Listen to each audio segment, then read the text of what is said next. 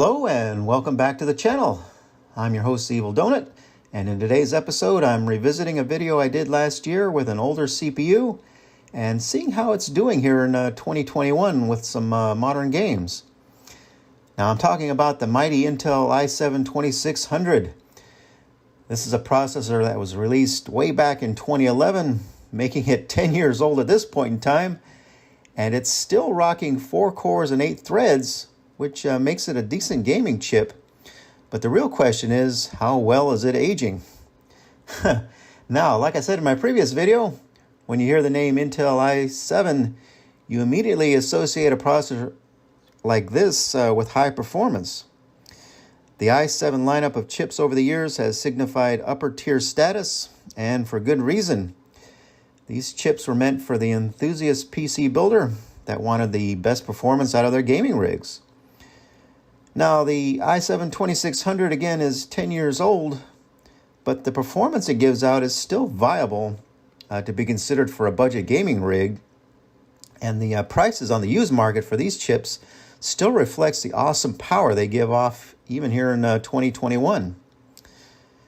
So if you went onto eBay or AliExpress looking for one of these chips these days, you're going to run into some intense demand and inflated prices. The worldwide pandemic and super high demand have pushed the i7-2600 into the upper $80 to $100 range, which might seem like a total ripoff for a 10-year-old chip. But unfortunately, these are the prices you'll see when you go out looking for one. So basically, they are what they are, and hopefully the prices will come down eventually. I hope. So for today's benchmark tests, I'm going to pair the i7-2600 with another older graphics card, the mighty AMD RX 480 4GB edition from Gigabyte. The RX 480 has also got some mileage on it. It's a 2016 graphics card, so here in 2021, that's pushing towards 5 years old, which is getting to the boundary of old technology for PC and gaming, really. So what happens when you take a 10-year-old CPU and pair it with a 5-year-old graphics card here in January of 2021? Well, I'm anxious to see the benchmarks, so let's roll them, and then we'll talk about the results afterwards.